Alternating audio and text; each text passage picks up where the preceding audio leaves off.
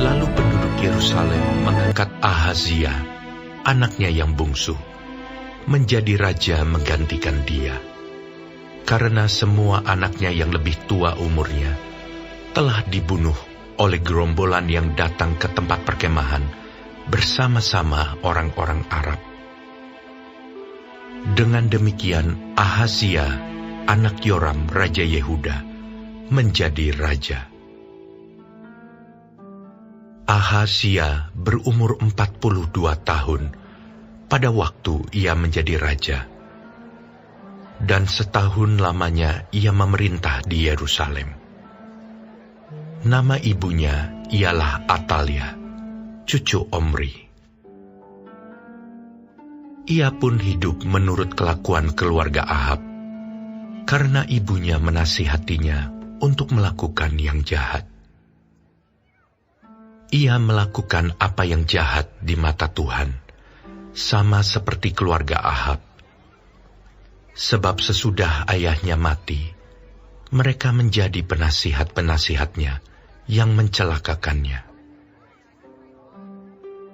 Atas nasihat mereka pula, ia pergi bersama-sama Yoram bin Ahab, Raja Israel, untuk berperang melawan Hazael, Raja Aram, di Ramot Gilead. Tetapi orang-orang Aram melukai Yoram. Kemudian pulanglah ia ke Yizreel untuk diobati oleh karena luka-luka yang didapatnya di Rama pada waktu ia berperang melawan Hazael, Raja Aram. Dan Ahazia, anak Yoram, Raja Yehuda, pergi menjenguk Yoram bin Ahab di Yizreel karena dia sakit. Telah ditentukan Allah bahwa Ahazia akan menemui ajalnya pada waktu ia mengunjungi Yoram. Maka ketika Ahazia datang, pergilah ia bersama-sama Yoram, mendapatkan Yehu, cucu Nimsi, yang telah diurapi Tuhan, supaya dialah yang melenyapkan keluarga Ahab.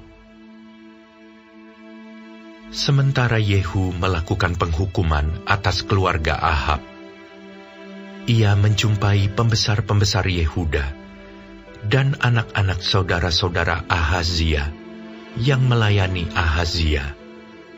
Juga mereka dibunuhnya. Lalu ia mencari Ahazia. Ahazia tertangkap ketika ia bersembunyi di Samaria. Ia dibawa kepada Yehu, lalu dibunuh, tetapi dikuburkan juga. Karena kata orang, "Dia ini cucu Yosafat yang mencari Tuhan dengan segenap hatinya."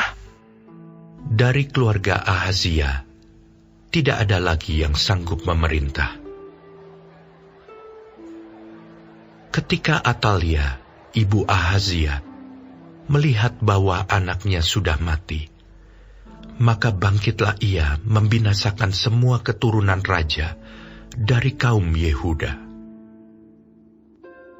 Tetapi Yosabat, anak perempuan raja, mengambil Yoas bin Ahazia, menculik dia dari tengah-tengah anak-anak raja yang hendak dibunuh itu, memasukkan dia dengan inang penyusunya ke dalam gudang tempat tidur. Demikianlah Yosabat, anak perempuan Raja Yoram, istri Imam Yoyada. Ia adalah saudara perempuan Ahazia, menyembunyikan dia terhadap Atalia, sehingga ia tidak dibunuh Atalia. Maka tinggallah Yoas 6 tahun lamanya bersama-sama mereka dengan bersembunyi di rumah Allah, sementara Atalia memerintah negeri.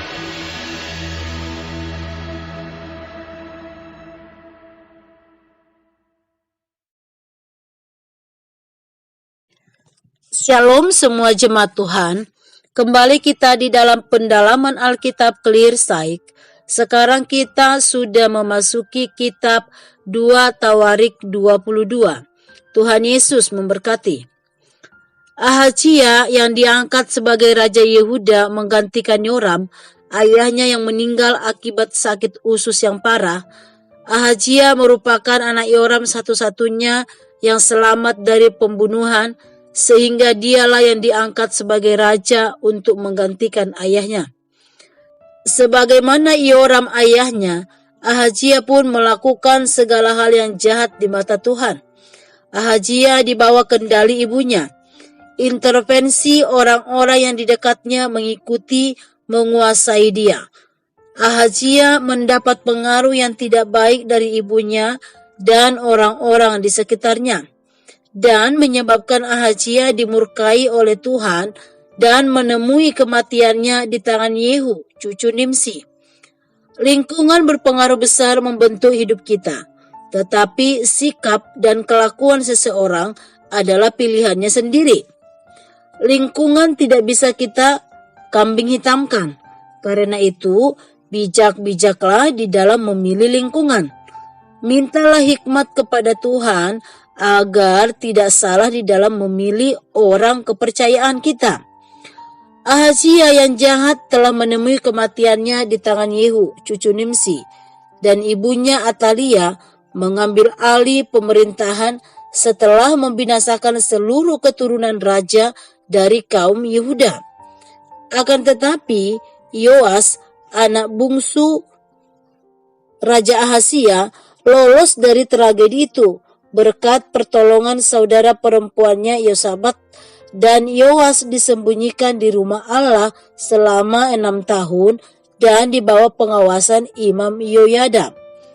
Yoyada adalah seorang imam dan paham betul apa yang terjadi di kerajaan Yehuda, di mana Atalia, nenek Yoas, ini tidak seharusnya yang memegang tampuk kepemimpinan.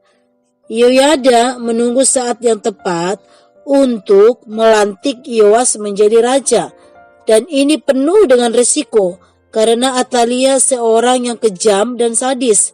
Yoyada akan menghadapi risiko atau masalah, bisa dibunuh atau jabatannya sebagai imam akan diganti. Hidup tidak selalu berjalan dengan mulus dan melancar. Kita pasti menemukan kesulitan untuk mengambil keputusan yang baik dan benar.